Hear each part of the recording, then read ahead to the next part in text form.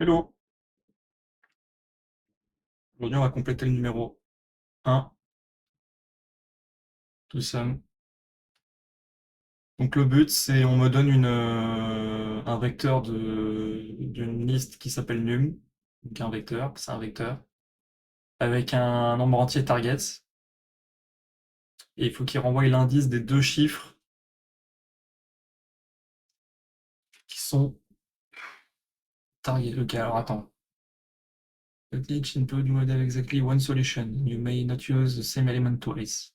You can return the answer in any order. Donc en gros, input, on a nums qui est en tableau 2, 7, 11, 15, target 9, output 0, 1.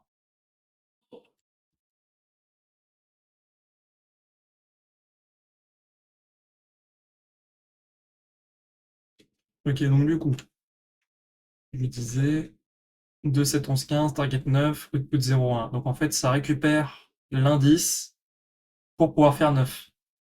Explanation, donc parce que le nums 0, donc à l'indice 0 qui était 2, et le nums 1 qui est à l'indice 1, donc le 7, c'est égal à 9. Et du coup, on retourne 0,1. Donc ça veut dire que il va falloir qu'on trouve une solution pour pouvoir avoir notre target, et il faut que notre output renvoie les indices, l'index du chiffre associé dans notre tableau. Donc, premier indice, il va falloir utiliser une hmap pour pouvoir assimiler la valeur à l'indice, et derrière faire le calcul. Donc, on est sur le numéro 1, L1. On va générer un cargo new L1. Je vais l'attacher à son cargo. Le hello world print, là, on s'en bat les couilles. Et donc là, si on regarde, on a implement solution, donc ça on ne le met pas. Cubefn, toSum, num vector i32, target i32, et on renvoie un vecteur i32. Donc on va faire ça tout de suite. Donc on a un vec en i32, qui s'appelle nums. On a target de point i32, qui renvoie un vecteur i32. Donc du coup, on va avoir un truc qui va être unreachable à la fin. On va créer notre hmap qui va s'appeler letMutable, parce qu'on va rajouter des valeurs au fur et à mesure, qui va s'appeler map égale hmap.2.new, et pas new hmap comme en Java. Lol, j'ai fait l'erreur. For, là on va créer, donc parenthèse, on va avoir l'index, virgule, le current, donc en référence, on va créer une référence de current. In, donc la map, la table nums.iter.enumerate.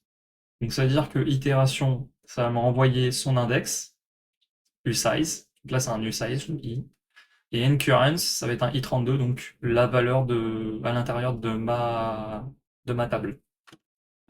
Donc derrière, je vais faire le calcul, donc on va let x, donc x, ça représente ma différence, parce qu'en fait, on va calculer la différence et on va la comparer si elle existe dans notre map. J'explique. Donc là, je viens de calculer ma différence, donc le x. En fait, pour faire simple, c'est une équation. Vous avez target plus current est égal à x. Ce qu'on va faire, c'est que je vais déplacer mon current à droite, donc il va me rester mon x à gauche. Et donc, si je soustrais mon target à mon current, le premier chiffre de ma table, alors il va m'envoyer la différence. Et en fonction de où on se trouve dans la table, on va avoir une différence et on va avoir la solution de l'équation qui va être dans mon tableau, normalement, en toute logique. Les codes, ils font exprès que ce soit vrai à la fin, qu'il n'y ait pas de fausse valeur. Donc au final, on va trouver la bonne valeur. Donc let x, target moins current, donc là on va avoir la différence. Donc par exemple, si on doit chercher 8 et qu'on a 2 fois 4 dans notre tableau, le 4 il est à l'index 0, le deuxième 4 il est à l'index 1. Si je calcule mon target moins current, il va me rester 4 et je cherche où est le 4, il est à l'index 1, donc je fais 0,1. Là ça va être la même chose, donc on va créer if let somme n index, donc une référence de l'index, qui est égale à mamap.get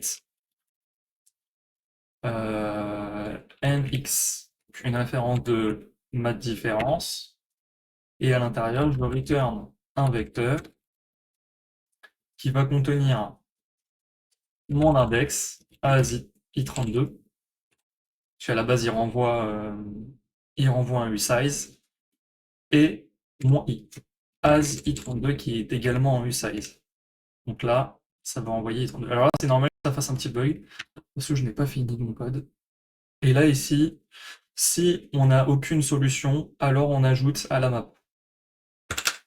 C'est ce qu'il va faire. Insert. Et donc là, je vais mettre mon current, concur, mi. Voilà. Donc là, on a i32 usize de ma map. Donc on va avoir mon current qui va être mon chiffre, mon indice qui va être en usize.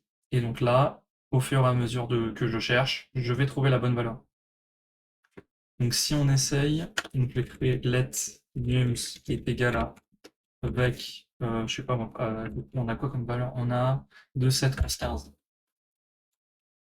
2,7, 11, 15, avec un target qui est égal à 9. Donc là, on va faire l'appel. Donc on va on va faire l'appel directement. On va println en fait. Println. Quand à mon avis, il va me dire que j'ai pas un display, donc je suis obligé de mettre ça, virgule, slam. Donc là, je vais avoir mon nums, virgule, ma target. Parce que si je mets pas ça, il va me dire on n'a pas implémenté le display. Voilà, c'est bien ça. Donc, on va compiler, enfin, on va tester, on va le run. Super. Et donc là, on a bien 0,1 de sortie. Bon, on va l'envoyer directement. Je vais copier ce code. Si je le mets juste ici. Merde, j'ai fait direct submit. Putain, quel con. Bah, c'est bon. Attendez, non? Ah, putain, oui. Bah oui. Il connaît pas HMAP. Voilà, comme quoi, quand on veut aller trop vite,